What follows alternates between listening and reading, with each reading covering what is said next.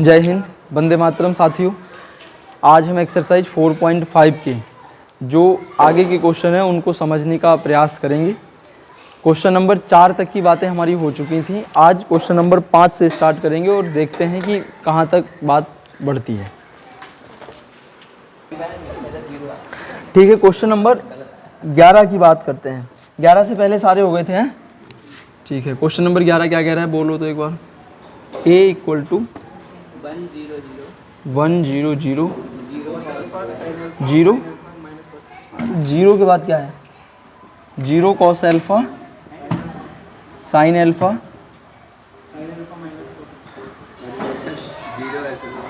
Sign alpha minus, अरे यार question नहीं बोला जा रहा है। 0 sine alpha minus cos alpha, यही तो है। क्या करना है इसका इन्वर्स इसका इन्वर्स फाइंड आउट करना है हमें।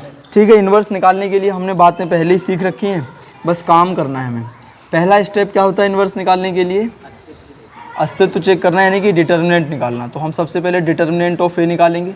तो डिटर्मिनेंट ऑफ ए निकालने के लिए हमें 100 cos alpha sine alpha 0 sine alpha minus cos alpha. बात क्लियर हो रही है?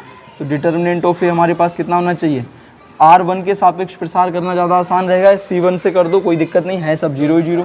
ये छूट जाएगा, ये छूट जाएगा। इसकी मल्टीप्लाई इसके साथ करेंगे माइनस का कॉस स्क्वायर एल्फा, इसकी मल्टीप्लाई इसके साथ करेंगे माइनस का sine square alpha. Minus common आ जाएगा तो कितना बचेगा? Sine square alpha plus cos square alpha. इसकी वैल्यू होती है 1। तो डिटर्मिनेंट ऑफ ए की वैल्यू कितनी आ गई? 1। अब डिटर्मिनेंट ए अगर हमारे पास 1 है तो इसका अस्तित्व है तो इन्वर्स निकलेगा। और अगर इन्वर्स निकलेगा तो हम सबसे पहला काम क्या करेंगे? कोफैक्टर निकालेंगे, क्योंकि इन्वर्स निकालने के लिए हमारे लिए कोफैक्टर ज़रूरी है। एडजॉइंट निकालेंगे, एडजॉइंट तो तभी निकलेगा जब कोफैक्टर निकलेंगे। तो पहले हम निकालेंगे कोफैक्टर, यानी A11। पहला एलिमेंट पकड़ो, ये छूट जाएगा, ये छूट जाएगा। इसकी मल्टीप्लाई इसके साथ कितना आना चाहिए? माइनस का कॉस स्क्वायर एल्फा, इसकी मल्टीप्लाई इसके साथ, यानी माइनस का 1 ही आ जाएगा। उसके बाद में A12 ये वाला, तो ये छूट जाएगा और ये छूट जाएगा। इसकी मल्टीप्लाई इसके साथ, इसके साथ 0 ही हो जाएगा। A13 ये वाला, तो ये छूट जाएगा, ये छूट जाएगा, यहाँ भी सब 0 आ गया। उसके बाद में A21 ये वाला, तो ये छूट जाएगा और ये छूट जाएगा। इसके साथ 0, सब 0 ही आ रहे हैं भाई, क्या चक्कर है? A22 हमारे पास क्या है? ये, तो ये भी छूटेगा, ये भी छूटेगा। हाँ, इसकी मल्टीप्लाई इसके साथ माइनस का कॉस एल्फा आएगा, बाकी तो 0 ही हो जाएगा। A23 ये वाला, तो ये छूट जाएगा, ये छूट जाएगा। इसकी मल्टीप्लाई इसके साथ साइन एल्फा, लेकिन याद रखेंगे कि 2 3 कैसा होता है? 5, 2 और 3 5, यानी विषम संख्या। विषम संख्या के लिए माइनस का यूज करेंगे आगे। A31 ये वाला एलिमेंट, तो ये छूट जाएगा, ये छूट जाएगा, 0 आ गया। A32 ये वाला एलिमेंट, ये छूट जाएगा, ये छूट जाएगा, कितना आ जाएगा? साइन एल्फा, वो भी माइनस का। और उसके बाद में हमारे पास A33 ये वाला एलिमेंट, तो ये छूटेगा, ये छूटेगा, कितना आ जाएगा? Cos alpha. अब हमें क्या निकालना है? इसका एडजॉइंट। एडजॉइंट निकालने के लिए हमें क्या करना पड़ेगा कि जो कोफैक्टर हैं उनको सीधे सीधे, जो रो वाले कोफैक्टर हैं उनको कॉलम में लिख दो। तो जब हम उनको कॉलम में लिखेंगे तो हमारे पास एडजॉइंट कितना आना चाहिए? एडजॉइंट ऑफ ए की वैल्यू हमारे पास हो जाएगी -100, यानी -100 0 minus cos alpha minus sine alpha, यानी 0 minus cos alpha minus sine alpha, 0 minus sine alpha cos alpha, 0 minus sine alpha cos alpha. यहाँ तक बात क्लियर हो चुकी होगी। अब इन्वर्स निकालने के लिए हमको 2 चीज़ों की पड़ती है ज़रूरत, जिसमें पहली चीज़ तो होती है कि डिटर्मिनेंट और दूसरी चीज़ एडजॉइंट, और दोनों ही हम निकाल चुके हैं। तो हम सीधे सीधे लिखेंगे since A inverse equal to कितना होता है? 1 upon determinant of A into adjoint of A. तो इन्वर्स बराबर कितना होना चाहिए? 1 अपॉन डिटर्मिनेंट ऑफ ए की वैल्यू -1, एडजॉइंट की वैल्यू -100 0 माइनस का कॉस एल्फा माइनस का साइन एल्फा माइनस का साइन एल्फा और कॉस एल्फा। बाहर क्या है? माइनस है, माइनस अंदर जाएगा तो बस साइन जो है वो चेंज हो जाने हैं। 1 0 0 0, और यहाँ कितना हो जाएगा? कॉस एल्फा, यहाँ कितना हो जाएगा? साइन एल्फा 0, और यहाँ कितना होना है? साइन एल्फा, और यहाँ कितना होना है? Cos alpha. और ये हमारे क्वेश्चन का आंसर है। एक बार आंसर मैच कर लेंगे कितना आ रहा है। आंसर देखेंगे कि माइनस का कॉस एल्फा लास्ट में, बाकी सब ठीक है। ठीक है भाई। यही हमारा आंसर है। बस दो ही बातें हमें पकड़ के चलनी है इन्वर्स को लेकर के। पहली बात ये कि डिटर्मिनेंट निकले और दूसरी बात ये कि एडजॉइंट निकले, और दोनों को रख दो, आंसर आएगा। ठीक है भाई, अब हम क्वेश्चन नंबर 12 की ओर देखते हैं क्या कहना चाह रहा है। तो देखो क्वेश्चन जो प्रूफ करवाना चाह रहा है पहले एक बार उसको देख ले रहे हैं। हमें ए बी की तो मल्टीप्लाई, अगर हम अपना लेफ्ट हैंड साइड पकड़ें तो क्या कहना चाह रहा है कि ए बी की पहले मल्टीप्लाई करो, जो भी आएगा तो एक मैट्रिक्स ही, उसका इन्वर्स निकालो, और वो वाला इन्वर्स इक्वल होना चाहिए वी इन्वर्स के और ए इन्वर्स की मल्टीप्लाई के। यही तो बात है। तो हम एक एक करके सारी बातें निकालते हैं। सबसे पहले हम बी इन्वर्स निकालें क्या? देखो कुछ एक बातें हम थोड़ी शॉर्ट में भी निपटाएंगे। सबसे पहले तो हम अपना LHS ही पकड़ते हैं यार। LHS हमको क्या मिल रहा है? इतना, और इतना निकालने के लिए मुझे क्या करना पड़ेगा? सबसे पहले ध्यान से देखना, सबसे पहले मुझे ए बी की मल्टीप्लाई चाहिए। करो तो ज़रा, डायरेक्ट करें क्या? डायरेक्ट करते हैं। इसकी मल्टीप्लाई इसके साथ, 3 छंग 18 और 7 सत्ते 49, 49 और 10 59 और 1 60 और 7 67 67, 3 अट्ठे 24 और 7 नेम 63, 63 और 4 67 और 10 77 10 87। ठीक है, उसके बाद इसकी मल्टीप्लाई इसके साथ 6 दूनी 12 और 7 पंजे 35, 35 और 12 47। इसकी मल्टीप्लाई इसके साथ 8 दूनी 16 और 9 पंजे 45 और 6 51 10 61। ए बी का इतना आ गया।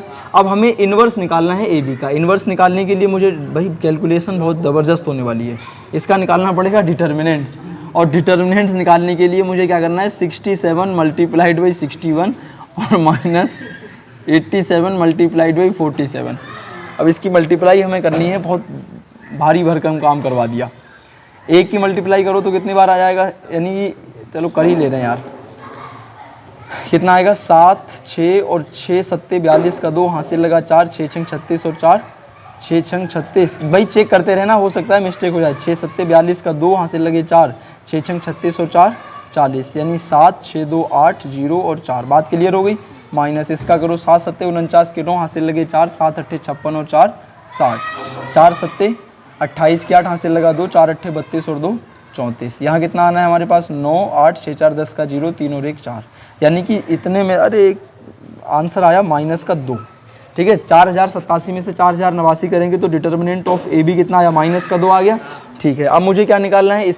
इसका एडजॉइंट निकालना है। अब देखो यहाँ हम कोफैक्टर वाली बातें नहीं करेंगे, मैं एक स्टेप डायरेक्ट लेता हूँ। याद करो जब हम 2/2 का मैट्रिक्स पढ़ रहे थे, और 2/2 के मैट्रिक्स का डायरेक्ट एडजॉइंट निकालना मैंने सिखाया था नहीं सिखाया था? मैंने क्या कहा था? हमें इन्वर्स निकालना है, तो इन्वर्स निकालने के लिए भाई काम कोफैक्टर के जरिए ही होगा। लेकिन 2/2 के मैट्रिक्स को हम डायरेक्ट भी एडजॉइंट कैसे निकाल सकते थे? एडजॉइंट ऑफ ए बी कितना होना चाहिए था? ये इन दोनों का तो जगह बदल दो इतना, और इन दोनों का साइन बदल दो, माइनस का 87 माइनस का 47। इतनी बात क्लियर हो रही है क्या? ठीक हो गया। अब देखो हमें क्या निकालना है? ए बी का इन्वर्स।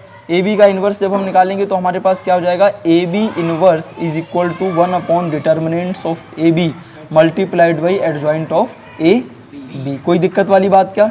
नहीं। 1 अपॉन इसकी वैल्यू हमारे पास कितनी है? माइनस का 2, और यहाँ पर हमारे पास कितना होने वाला है? यहाँ पर हमारे पास होने वाला है 61 माइनस का 87 माइनस का 47, और यहाँ हमारे पास है 67। इतनी बात ठीक है? ठीक है, LHS निकल गया हमारा। यही तो हमारा LHS है ना। अब हमें निकालना है RHS। RHS निकालने के लिए मुझे B इन्वर्स चाहिए। अब देखो पहले तो निकालूंगा मैं B इन्वर्स के लिए डिटर्मिनेंट ऑफ B निकालूंगा, और डिटर्मिनेंट ऑफ B डायरेक्ट निकाल दें क्योंकि जगह हमारे पास थोड़ी कम पड़ रही है। कितना हो जाएगा? 9 छक 54 और 8 सत्ते 56, यही होगा ना? 9 छक 54 और 8 सत्ते 56, और माइनस का 2 आ जाएगा। अब मुझे निकालना पड़ेगा adjoint of B। Adjoint of B के डायरेक्ट निकाल दूँ? डायरेक्ट निकालूंगा तो 9 6 माइनस का 8 और माइनस का 7। बात क्लियर है नहीं? यहीं से क्या मैं B इन्वर्स निकाल दूँ? फॉर्मूला लिखने की कोई ज़रूरत नहीं, सीधे सीधे हम अपने काम की बात करते हैं। 1 upon determinant of B into adjoint of B, यानी कि 9 माइनस 8 माइनस 7 और 6। इतनी बात पकड़ में आ गई। अब हमें क्या निकालना है? A डिटर्मिनेंट ऑफ A निकालना है, यानी A इन्वर्स निकालना है, तो ये बीच वाले काम तो करने ही पड़ेंगे। ये कितना आना चाहिए? 3 पंजे 15, और 15 में से 7 दूनी 14, यानी 1 आ गया। साथ ही साथ में हमें एडजॉइंट ऑफ A भी चाहिए, तो निकाल दो भाई। एडजॉइंट ऑफ A कितना आना चाहिए? इन दोनों की जगह बदल दो, 5 3 माइनस का 7 माइनस का 2। बात क्लियर हो गई। अब मैं यहीं से सीधे सीधे A इन्वर्स निकालूंगा जो कि कितना आएगा 1/1 का कोई मतलब नहीं बनेगा। सीधे सीधे लिखो क्या 5 माइनस का 7 माइनस का 2 एंड 3। बात क्लियर है नहीं। अब हमें क्या चाहिए, हमें चाहिए B inverse multiplied by A inverse. तो B इन्वर्स हमारा कितना है 1/-2 ऐसे ही रखो। ये हमारे पास कितना हो जाएगा 9 -8 -7 6 और A इन्वर्स हमारे पास कितना है 5 माइनस का 7 माइनस का 2 3। इन दोनों की मल्टीप्लाई करा लो 1/2 तो आगे था आगे ही रहेगा। इसकी मल्टीप्लाई कराऊंगा, इसकी मल्टीप्लाई इसके साथ 9 पंजे 45 और 8 दूनी 16, 45 16 देखो 61 आ गया। ठीक है, इससे मिलाओ भाई आंसर यही आएगा 61 आया। इसकी मल्टीप्लाई इसके साथ 9 सत्ते, इसकी मल्टीप्लाई इसके साथ 9 सत्ते 63 और 8 3 24 और 63 और 24 कितना आएगा माइनस का 87। उसके बाद इसकी मल्टीप्लाई इसके साथ 7 पंजे 35 और 6 दूनी 12 माइनस का 47 आएगा नहीं आएगा देखो। और उसके बाद में इसकी मल्टीप्लाई फिर इसके साथ यानी 7 सत्ते 49 और 6 3 18 और हमारे पास कितना आएगा ये 67 ही तो आएगा। तो आप खुद सोचो कि ए बी कौन सा, हाँ 1/2 हमारे पास में यहाँ पर माइनस का रहेगा। अब देखो हमें क्या करना है ए बी का होल इनवर्स है और बराबर किसके आया B inverse into A inverse के। और ये हमारे क्वेश्चन का क्या है, ये हमारे क्वेश्चन का हो गया RHS। तो लास्ट में हम क्या लिख देंगे, लास्ट में हम ऐसे करके लिख देंगे कि हेंस, लास्ट में हम लिख देंगे हेंस ए बी का whole inverse is equal to B inverse into A inverse. और अगर थोड़ी बात याद हो तो जब हम चैप्टर नंबर 3 पढ़ रहे थे तो ये थ्योरम भी मैंने प्रूफ कराई थी नहीं कराई थी। एक ये थ्योरम और एक ट्रांसपोज वाली बात भी मैंने बताई थी कि याद रखना अगर कहीं ए बी का डैश हमको दिया हुआ है तो इसको B dash dot A dash लिखते हैं। तो इनवर्स में और उसमें ट्रांसपोज में बी पहले आ जाता है और ए बाद में आता है। इससे रिलेटेड एक्सरसाइज 3 की मिसलेनियस एक्सरसाइज में 2-3 हमने क्वेश्चन भी करे थे, क्वेश्चन नंबर 4था 5वां, और ये कॉन्सेप्ट यूज हो रहा था। बात क्लियर हुई नहीं हुई, तो ये हमारा क्वेश्चन हो गया। अगर ये थ्योरम है तो ये इन 2 आव्यूह के लिए ही नहीं, दुनिया के हर एक आव्यूह के लिए थ्योरम फिट बैठेगी। कोई सा ए ले लो, कोई सा बी ले लो, अगर उन दोनों का ही क्या है अस्तित्व है, अगर उन दोनों ही आव्यूह का अस्तित्व है तो उनके प्रोडक्ट का इनवर्स इज इक्वल टू उनके इनवर्स की मल्टीप्लाई हमेशा ही हमेशा इक्वल होगी, चाहे किसी आव्यूह की बात करें। बस शर्त यह है कि दोनों का अस्तित्व होना चाहिए, एग्जिस्टेंस होना चाहिए। आई बात समझ में नहीं आई, देख लो भाई, इसमें जो पूछना है सो पूछ सकते हो। क्वेश्चन नंबर 13 क्या कह रहा है, ध्यान से देखेंगे इसे, और इसी के जैसे क्वेश्चन आगे भी हमारे पास सारे हैं। क्या कह रहा है, कह रहा है यदि a इक्वल टू एक मैट्रिक्स दिया है और कह रहा है प्रूव दैट, सिद्ध करो कि a² - 5a + 7i = 0 एंड इसकी सहायता से a इनवर्स फाइंड आउट करो, यानी find a inverse with the given equation. जो हमें इक्वेशन दी है इसकी सहायता से a इनवर्स निकाल लेंगे। तो सबसे पहले बताओ a कितना दिया है, बताओगे 3 1 - 1 2, यही है ना, ठीक हो गया। इक्वेशन अब हमसे कह रहा है प्रूफ करो, क्या प्रूफ करना है हमें, +7i = 0, यही तो हमें फाइंड आउट करना है। बहुत आसान है, नहीं कर पाएंगे क्या, बहुत आसान। ये ऐसा क्वेश्चन तो हम एक्सरसाइज 3.2 में कर चुके हैं। ठीक है, एक बार फटाफट देखते हैं करके, याद है कि भूल गए हम लोग। बताओ 3 1 - 1 1 यही होगा। फिर हमारे पास कितना हो जाएगा 3 1 - 1 2 हो जाएगा। जहाँ पर भी अगर समझ नहीं आए तो मेरे भाई पूछ लेना। 3 1 - 1 डायरेक्ट करो ना, सही कह रहे हो, डायरेक्ट करो। कितना हो जाएगा 5 3 15, 5 एकम 5, 5 एकम -5, 5 दूनी 10, हाँ या ना, +7i का मतलब कितना 7007, 7007। समझ में आ रहा है ये नहीं, इसलिए हुआ, मैं फिर बता दे रहा हूँ, ये इसलिए हुआ होगा 1001, यही तो आइडेंटिटी मैट्रिक्स होता है। और बाहर 7 है तो अंदर मल्टीप्लाई करेगा, यही तो होगा। अब देखो इसको जब तुम सॉल्व करोगे तो कितना आएगा, बस एक मल्टीप्लाई की देर है, 3 3 9 और 1 एकम -1 मतलब हो जाएगा 8, हाँ या ना। उसके बाद हमारे पास, अब देखो इसको डायरेक्ट भी हम निकाल सकते हैं, ये माइनस का है 15 और ये है प्लस का 7 है। 7 में ऐसा क्या जोड़ा गया होगा कि 15 आया गया हो, तभी तो 0 आएगा। इक्वल में हमें लाना है 0, 8 आ गया। दूसरी बात, ये है 0, ये है 5, मतलब मैं 5 में क्या ऐड करूं कि मेरा आंसर कितना आना चाहिए 0, तो क्या -5 आएगा, ये वाला एलिमेंट देखते हैं। इसकी मल्टीप्लाई इसके साथ करो तो 3 3 सुनो 3 एकम 3 और 3 दूनी 5 +5 आता हो गया। 5 में -5 करोगे तो 0 हो जाएगा। उसके बाद इसकी मल्टीप्लाई इसके साथ 3 एकम -3 और इसकी मल्टीप्लाई -1 कितना जाना चाहिए, 3 एकम इसकी मल्टीप्लाई इसके साथ होनी है, तो 3 एकम कितना हो जाएगा माइनस का 3, इसकी मल्टीप्लाई करेंगे तो माइनस का 1, तो -4 होना चाहिए ना, ठीक है। इसकी मल्टीप्लाई इसके साथ होगी तो -1 और इसकी मल्टीप्लाई इसके साथ करेंगे प्लस का 2 आ जाएगा, और +2 होने का मतलब है +1 आ जाएगा है। और उसके बाद देखो क्या होने वाला है, कुछ गड़बड़ी होगी क्या, देख लेते हैं अभी क्या गड़बड़ी है, कोई दिक्कत वाली बात नहीं, गड़बड़ी है तो सही भी होगी, मैथ का नाम ही होता है क्या उम्मीद। देखो इन दोनों को जोड़ो 0 हो गया, इन दोनों को जोड़ो 0 हो गया, उसके बाद में इसे और इसे जोड़ेंगे तो 0 नहीं हो रहा है, तो मतलब यहाँ 5 आना चाहिए, कहाँ गड़बड़ी हो गई, इसकी मल्टीप्लाई इसके साथ, इसकी इसके साथ, फिर इसकी इसके साथ, यही तो हो रहा है, तो इसकी इसके साथ हो रहा है तो क्यों गड़बड़ हो रही है, कहाँ पे 2 है, कहीं गलत लिखा है, -3 आएगा और 1 की 1 करेंगे तो -1 आएगा, और माइनस का चिन्ह पहले था सर, वहाँ 1 की जगह 2 आएगा सर। कौन से 1, ये वाला, ना ये इधर यहाँ पे ना, अच्छा हाँ 2 आएगा, वही तो मैं कह रहा हूँ, इसकी मल्टीप्लाई इसके साथ करी तो -5 आ तो गया, आप -5 में -5 घटाओगे 0, अब यही तो गड़बड़ी हो रही, इसकी मल्टीप्लाई इसके साथ -1 और इसकी मल्टीप्लाई इसके साथ कितना जाएगा 4, तो ये ओवरऑल बनेगा 3 और 7 10 और 10 0 हो गया, तो मतलब इन सबको ऐड करेंगे तो फाइनली कितना आना है 0 0 0 0, या इसको हम लिख सकते हैं क्या 0। बात क्लियर हो गई, एक बात हो गई प्रूफ, ठीक है। अब ध्यान से समझना, अब हमें क्या निकालना है इनवर्स। अब देखना ये तो बात नई थोड़ी थी हमारे लिए नई बात क्या है, इनवर्स फाइंड आउट करना। पहला तरीका इनवर्स निकालने का यह है कि इनवर्स मैट्रिक्स दिया है A inverse equal to 1 determinants of A multiplied by adjoint of A, ऐसे निकाल लो। दूसरा तरीका इनवर्स निकालने का देखो क्या होता है वो सीखो, A स्क्वायर माइनस का 5A प्लस का 7I इक्वल टू 0। इसे सीखने से पहले एक पॉइंट ये सीखो कि अगर आइडेंटिटी क्या है और इनवर्स क्या है, दोनों नंबरों को पकड़ो।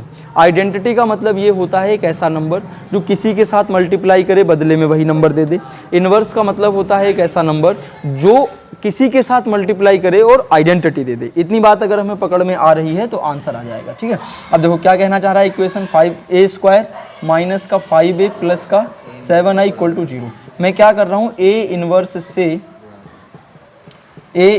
से गुणा करने पर, जब A इनवर्स से गुणा कर देंगे तो देखो A square A inverse minus, अभी पहली बार है तो मैं लिख रहा हूँ वरना डायरेक्ट कर देंगे, A into A inverse plus का 7I इंटू A इनवर्स, और 0 के साथ A इनवर्स मल्टीप्लाई करेगा तो 0 ही रहने वाला है नहीं। आगे बढ़ते हैं, A स्क्वायर और A इनवर्स, पहले हुआ ऐसे होगा कि A स्क्वायर टूटा होगा और A इंटू A इनवर्स की हुई होगी मल्टीप्लाई, A और A इनवर्स की मल्टीप्लाई होकर के बना होगा I, और I ने A के साथ मल्टीप्लाई की होगी तो बना होगा A, तो मतलब A स्क्वायर और A इनवर्स की मल्टीप्लाई एक A ही तो देगा। ऐसे नहीं पकड़ में आ रहा है तो समझने के लिए, लेकिन सच वो नहीं है, सच वही है जो मैंने समझाया। समझने के लिए ऐसे समझ सकते हो कि A इनवर्स का मतलब होता है 1/A, एक A से एक A कट जाएगा तो A बचेगा। समझ पा रहे हो, यहाँ क्या बनना चाहिए भाई, यहाँ 5I बनना चाहिए और यहाँ 7A इनवर्स बनना चाहिए इक्वल टू 0। अब 7A इनवर्स हमें चाहिए है, ये दोनों चीज़ें उठ करके उधर चली जाएंगी, और जैसे ही उधर चली जाएंगी तो 5I उधर जाएगा, कितना हो जाएगा 5005, डायरेक्ट लिख रहा हूँ मैं, और A उधर जाएगा तो A माइनस का हो जाएगा जो कि हमारे पास है 3 1 - 1 2, हाँ या ना। अब इनकी करवा दो मल्टीप्लाई और सब्ट्रैक्ट करा दो और बाहर लिख दो 7। देखो कितना आना चाहिए, 5 में से 3 चला गया 2, 0 में से चला गया तो -1, यहाँ से जाएगा तो +1, यहाँ से जाएगा तो 5 में से 2 चला गया तो 3। क्या यही हमारे पास A इनवर्स की वैल्यू निकल जाएगी? और अगर ज़्यादा हमें करना है तो 1/7 के अंदर मल्टीप्लाई करा दोगे, यानी कि 2/7 -1/7 1/7 करके हमारा आंसर आ जाएगा, ठीक है। 2 - 1 13, यही हमारा आंसर है भाई। नहीं इतना ही है, इतना ही है, बाकी मिसप्रिंट होगा अगर आगे पीछे। बात समझ में आई नहीं? अब देखो आगे, मतलब इस क्वेश्चन को समझ लो, इतना काम हम पहले कर चुके हैं, बस जो नया काम है वो A इनवर्स कैसे निकालेंगे वो समझना है। क्लियर है नहीं है? A इनवर्स की गुणा इसलिए करा रहे हैं क्योंकि इक्वेशन से जो एक A खत्म हो जाएगा और यहाँ पर इनवर्स बन जाएगा, आसानी से काम हो जाएगा। हमें इनवर्स ही तो चाहिए ना, इनवर्स चाहिए तो इनवर्स की गुणा। अभी देखो समझो, इधर इस इक्वेशन में कहीं इनवर्स है और A इनवर्स की मल्टीप्लाई करा के मुझे इनवर्स मिल गया, बाकी चीज़ों का मैं क्या कर दूंगा, इधर पक्षांतर कर दूंगा, उधर चली जाएंगी तो सॉल्व होकर के आंसर आ जाएगा। आई बात समझ में क्या? देख लो इसमें कोई बात ऐसी है जो पूछना है तो फटाफट बता, बहुत हो रहा है। ध्यान से सुनना, थोड़ा ध्यान से। a बराबर अगर इतना है और a स्क्वायर, और ये एक इक्वेशन हमको दी हुई है। इस बार क्वेश्चन ये नहीं कह रहा है कि ये बराबर ये प्रूफ करके दिखाओ, क्वेश्चन कह रहा है ये प्रूफ है। तो अगर ये प्रूफ है तो मैं अगर लेफ्ट हैंड साइड को जो भी सॉल्व करके लाऊंगा आएगा तो वो जीरो ही, मैं जीरो नहीं आएगा, क्योंकि ए बी ऐसे अननोन नंबर हैं जो जीरो, पता नहीं जीरो है क्या है हमें नहीं मालूम, लेकिन जो भी मैं इसको सॉल्व करूंगा होना तो वो जीरो के इक्वल ही, और जीरो के इक्वल करूंगा इक्वेशन बनेगी ए बी की, आंसर आ जाएंगे। क्या कहना चाह रहा हूँ देखो सुन लो भाई, मैं ये कहना चाह रहा हूँ सबसे पहले A square A plus B I इसको सॉल्व कर लो तो जरा, इसकी वैल्यू निकाल लो तो जरा। इसकी वैल्यू जब हम निकालेंगे तो a इंटू ए की मल्टीप्लाई कितनी आएगी, यहीं पे लिख दूं छोटा सा a, समझने के लिए लिख दूं भाई, फटाफट काम होगा हमारा। इसकी मल्टीप्लाई इसके साथ 3 3 9 और कितना हो जाएगा 3 3 9, 2 एकम 2 11, 3 दूनी 6 और 2 एकम 2, 6 और 2 8, देखते रहना गलती ना हो जाए। 1 3 3 और 1 एकम 1 यानी कि 4, 1 दूनी 2, 1 एकम 1 यानी कि 3 हो गया। अब स्मॉल a इंटू ए यानी a की जब इसके साथ मल्टीप्लाई कराओगे भाई तो कितना होना चाहिए 3a 2a a, b की i के साथ मल्टीप्लाई कराओगे कितना 0 0 0 b, हाँ या ना। इन सबको एक बार फटाफट ऐड कर देंगे तो कितना आना चाहिए 11 प्लस 3a प्लस b, और यहाँ हो जाएगा हमारे पास 8 प्लस 2a, क्या जी, हाँ इक्वेशन बन जाएगी। और उसके बाद में हमारे पास 4 plus a plus 0, 4 plus a plus 0, ठीक है नहीं। उसके बाद हमारे पास क्या बन जाएगा 3 प्लस 0 प्लस b, यानी 3 प्लस a प्लस b बनेगा। अब क्वेश्चन क्या कहना चाह रहा है, क्वेश्चन कह रहा है इस पूरे की वैल्यू किसके इक्वल है 0, 0 का मतलब 0 0 0। अब बताओ इक्वेलिटी ऑफ मैट्रिक्स यानी आव्यूह की समानता से हम ये बात जानते हैं कि अगर दो आव्यूह आपस में बराबर हैं तो उनके संगत अवयव बराबर होने चाहिए। अब अगर संगत अवयव बराबर होने चाहिए, ये इसके बराबर हो जाएगा, ये इसके बराबर हो जाएगा, और ये किसके बराबर हो जाएगा, इसके बराबर हो जाएगा, और ये किसके बराबर हो जाएगा, ये इसके बराबर हो जाएगा। कहीं से कुछ भी रख दो। अब देखो अगर मैं ये और ये आपस में बराबर रखूंगा तो अभी मेरे पास एक क्वांटिटी, यहाँ दो क्वांटिटी इक्वेशन, एक तो वैल्यू निकल पाना मुश्किल है, इसको इसके इक्वल रखता हूँ। 8 प्लस 2a बराबर 0, तो क्या a की वैल्यू -4 आनी है, a की वैल्यू मिल गई। अब a की वैल्यू यहाँ रखो फटाफट, 11 plus 3a plus b equal to 0, तो यहाँ 11 प्लस 3, a की value multiplied -4 plus b equal to 0, यहाँ b की वैल्यू हमारे पास कितनी आ जाएगी 1, और ये हमारे क्वेश्चन का कितना हो जाएगा आंसर। बस a और b तो पूछ रहा था, निकल गया भाई। यहाँ बन रहा है कैसे समझ नहीं आया, अरे माइनस ये 11 और ये -12 है तो -1 बच जाएगा, उधर जाएगा +1 हो जाएगा, खत्म। छोटी मोटी बातें तो हैं ये, तो देख लो। आई बात समझ में क्या। अब इसी तरह क्वेश्चन नंबर 15 है, और 15 क्वेश्चन में बस क्यूब दिया है और कोई नई बात नहीं है। तो क्या करेंगे, पहले कह रहा है प्रूफ करो, तो प्रूफ करना तो हम जानते ही हैं पहले से। फिर कह रहा है ए इनवर्स फाइंड आउट करो, तो ए इनवर्स जब हम फाइंड आउट करवाएंगे तो क्या करना पड़ेगा हमें, ए इनवर्स से मल्टीप्लाई करनी पड़ेगी। तो मल्टीप्लाई करने के रूल हम जानते ही हैं कि जहाँ जहाँ आई आएगा वो ए इनवर्स में कन्वर्ट हो जाएगा, और जहाँ सिंगल ए आएगा वो आई में कन्वर्ट हो जाएगा। तो ए इनवर्स वाले पद को एक तरफ रखना, बाकी सबको 0 के उधर ले जाके सॉल्व कर देना, ए इनवर्स निकल जाएगा। स्क्वायर वाला ए में आ जाएगा, हाँ वाला स्क्वायर स्क्वायर में आ जाएगा। समझ गए ना, समझ गए ना भाई। इसमें जो 15वां क्वेश्चन है कर लोगे, 16वां क्वेश्चन भी कर लोगे, है नहीं, ठीक। बाकी देखो a 3/3 कोटि का आव्यूह है तो एडजॉइंट ऑफ a कितना होना चाहिए। एक फॉर्मूला हमने पढ़ा था, याद करो, एनसीईआरटी की बुक देख लो, किसी पेज नंबर के सबसे लास्ट में मैंने बताई थी एक ट्रिक।